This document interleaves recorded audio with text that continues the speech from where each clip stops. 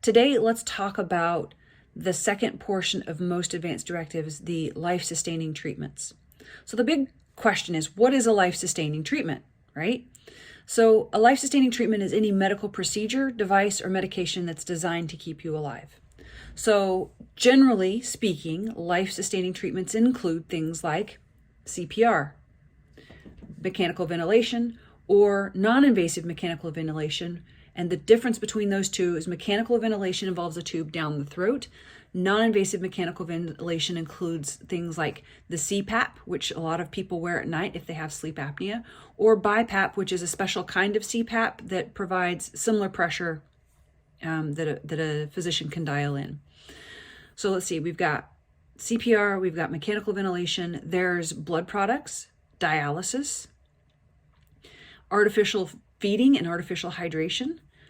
Sometimes surgeries are lumped into the question of life-sustaining treatments, as are antibiotics.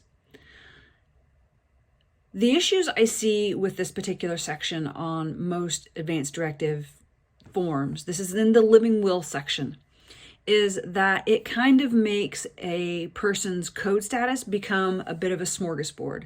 Do you want this? Do you want a little of that? Do you want some more of this other thing? And really, when it comes to end-of-life care, it's not a smorgasbord. It's kind of an either one thing or nothing. So when we're talking about code status specifically, when we're talking about chest compressions and ventilation, a person who is getting chest compressions is also going to get intubated. I have seen a lot of advanced directives that say you can do chest compressions, but don't put a tube down my throat. Typically, they don't go together. So we're not going to do chest compressions unless your heart has stopped and you've quit breathing. And so you can't uncouple those two from each other. If you're not breathing, your heart's not going to keep beating. I've also seen people say, well, you can do mechanical ventilation, but you can't do chest compressions, or you can't press on my shock my chest. Again, we can breathe for you, but if your heart's not going, all the breathing in the world is not going to circulate that blood. Other people say, you can give me all the medicines to make my heart work and keep my blood pressure up, but you can't do chest compressions. Again, we can put all the medicines in your veins that we want. If your heart's not beating to circulate them, it's not going to do you any good. So not doing chest compressions in that situation, not shocking your heart in that situation isn't going to help you. But then there's also other considerations for these life-sustaining treatments. I was talking to a patient's daughter yesterday about his goals for his care and his advanced directive, and whether he would have wanted her to do chest compressions and put ventilation. And she said no to that because he has advanced dementia and is not doing well. But then I asked her about dialysis, and she's like, oh, that's a really hard question. Well, let me say these things about dialysis. For this particular patient who had dementia, technically that's brain failure.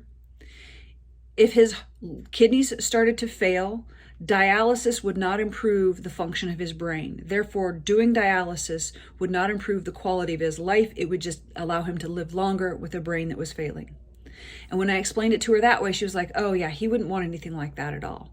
And so that's the other thing to think about. Dialysis is a commitment. It is 3 hours, 4 hours, three times a week, sitting in a chair, letting the blood circulate out of your body to be cleaned. And we can come back and talk more about that later.